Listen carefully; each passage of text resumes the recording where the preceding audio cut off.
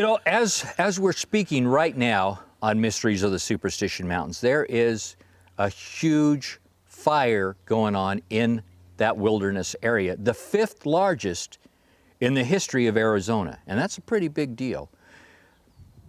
It has been going on now for the better part of 2 weeks. Well, Larry, about 2 weeks? almost a month. A month, okay. Well, see, the fire has been going on for a month behind the mountain there. And it spread a lot of it all the way up to Roosevelt Lake, which is the 2nd largest lake in Arizona after Lake Powell. And so this is how far it's gone. And Roosevelt Lake is not right next to the Superstition Mountains. No. You'd have Canyon Lake and Apache Lake, which are also closed. This is a bad time of year for those places to be closed in the middle of the summer. But we don't know exactly how the fire started. We were told to begin with that it was man-made, or to be PC, person-made, you know. But that's what we were told. Now they aren't so sure that it was. Whatever happened up there, when you are camping, you need to make sure, if you're going to have a fire out there, that is like just, you know, setting fire to a can of gasoline at times out there.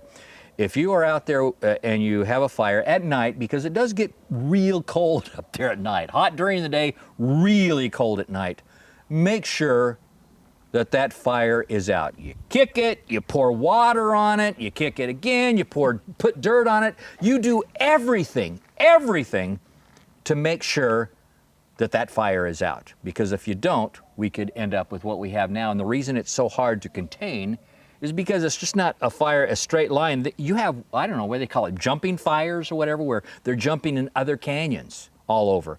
And they're having a hard time containing it.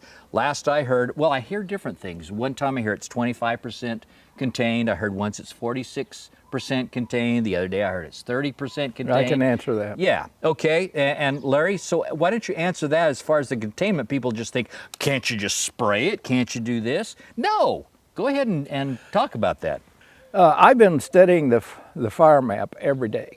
Every morning I get up and that's the first thing I go to see where it's going. And last week we had some pretty strong winds from the west blowing east. When the fire originally started, it was going west as fast as it could. And those winds kind of slowed it down as it was progressing towards Weaver's Needle, and the winds were kicking it towards Roosevelt Lake. And all the fire departments were shifting their concentration to save buildings and stuff up in the Roosevelt area. And the wind was either going directly east or northeast from the southwest all last week, and that's why it was spreading up towards Roosevelt. But I was mainly concerned in watching the map where Weaver's Needle is. What Dutch hunters consider the heart of the legend. And it is. Yeah. It is. The heart of the legend is Blacktop Mesa, Bluff Springs Mountain, Weaver's Needle, and the Three Red Hills. Needle Canyon.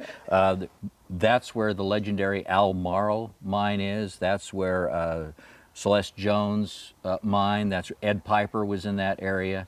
I mean, there is history up there. Again, Killer Mountains. That's all about that area. Mm-hmm. And you were saying that it is approaching that area now. And if not in that area as we're talking, it has already been, I believe, to Angels Springs and mm-hmm. Rogers Trough. Mm-hmm. So I'm not even sure, maybe you are, what the ruins up there are like now. Did it destroy? I heard that it was destroying the ruins up there. There's not a lot of vegetation at the bottom of the ruins. And I don't think in that cave that it can do much damage to the ruins itself. It's survived fires before.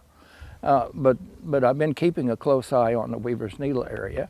And the map, because of the winds blowing east, has slowed the fire down. It is almost imperceptibly slow progress to the west, but it's in LaBarge Canyon. Music Mountain has burnt off. Music Mountain is just east of Bluff Springs Mountain. And LaBarge Canyon is what separates the two. And it's in LaBarge Canyon. And you have to look very closely at the lines on the map to see if it's progressing. This morning I could tell that it has progressed a little further. It's evidently still on fire. And if it takes out the heart of the legend, there's going to be an ugly scar there for several years. Yeah, yeah. And as the Bayou Butte area, the ridge line, Hewlett Ridge, where the dominant pointed peak is in the Dragoon Pistols, that top ridge has burned off, but it hasn't worked its way down into the valley where we walked across yet.